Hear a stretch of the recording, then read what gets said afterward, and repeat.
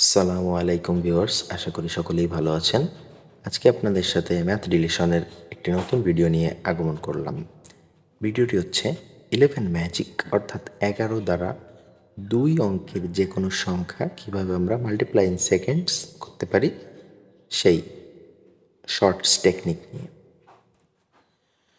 2 অঙ্কের যে কোনো সংখ্যা বলতে আমরা বুঝি 10 থেকে 99 পর্যন্ত যে কোনো সংখ্যায় 2 অঙ্কের সংখ্যা।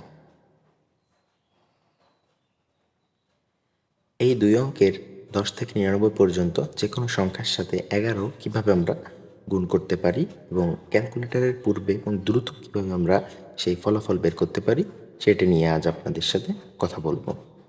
11-র সাথে আমরা ইন জেনারেল 10 গুণ করলে কত আসে? 110। 11 গুণ 11 121। 11 গুণ 12 132। 11 গুণ 13 143। লক্ষ্য করুন, এইবার যে জিনিসটা আপনাদের বোঝানোর চেষ্টা করছি সেটা হচ্ছে এখানে একটা কমন জিনিস আমরা ব্যবহার করেছি, সেই জিনিসটা এখন আপনাদের ভাঙিয়ে বুঝিয়ে দেওয়ার চেষ্টা করব। মনোযোগ সহকারে লক্ষ্য করুন। 11-র সাথে র্যান্ডম যে কোনো একটা সংখ্যা আমরা ধরে নিই, সেটা হচ্ছে ধরলাম 33। লক্ষ্য করুন, 33-এ 3 প্রথমে বসাবো এবং পরবর্তী 3 শেষে বসাবো। 3 এবং 3 যোগ করলে কত হয়? 6। এই 6 এই অঙ্কটা আমরা মাঝে বসাবো। 3 6 3 হয়ে গেল 11-র সাথে 33-এর গুণ করার ফলাফল। দেখুন, সহজেই কিন্তু আমরা বের করে ফেললাম। 11-র সাথে 2 অঙ্কের যে কোনো সংখ্যা গুণ করার জন্য পদ্ধতিটি নির্ভুল এবং সঠিক এবং খুবই সহজ।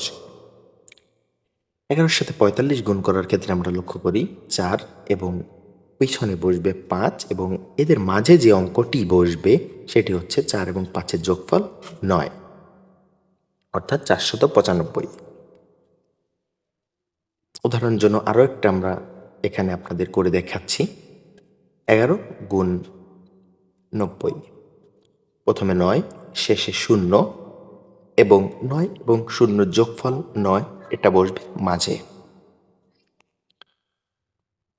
এরপরে একটা কথা যেটা খুবই গুরুত্বপূর্ণ সেটি হচ্ছে 11-র সাথে যখন আমরা দুটি অঙ্কের যে কোনো সংখ্যা গুণ করব তখন যদি 2টি অঙ্কের যোগফল অর্থাৎ 9 এবং 9 যেটা দেখতে পাচ্ছেন 18 চলে আসে, তো এভাবে আমরা যদি লিখে দিই সেটা হবে ভুল।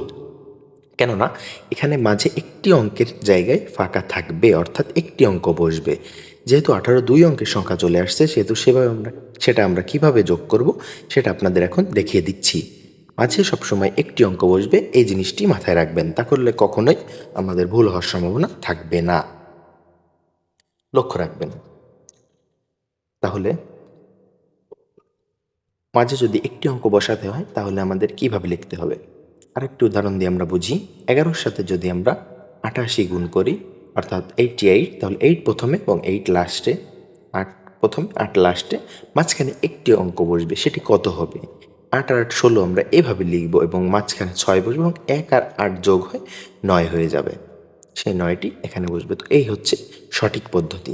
এই পদ্ধতিতে আমরা 99 যে গুণটা ছিল সেটিও করতে পারি। 9 শেষেও 9 বসবে এবং মাঝখানে 18টি এভাবে বসবে, 8 বসবে এবং 1 সামনের সংখ্যা 9-এর সাথে যোগ হয়ে 1089 এভাবে বসবে। এভাবে যদি আপনারা এই একটি কথা মাথায় রাখেন যে মাঝখানে একটি মাত্র সংখ্যা বসবে এবং দুটি সংখ্যা আসলে কিভাবে আমরা সেটাকে ডিস্ট্রিবিউট করে দেব, যোগ করে দেব সামনের সংখ্যার সাথে, তাহলে 11 দ্বারা গুণ করতে আর কোনো সমস্যা আমাদের হবে না। আজকের মতো এক পর্যন্তই ভিডিও থাকতেছে। ইনশাআল্লাহ দেখা হবে অন্য কোনো ভিডিওতে। আসসালামু আলাইকুম to everyone again. Allah Hafiz.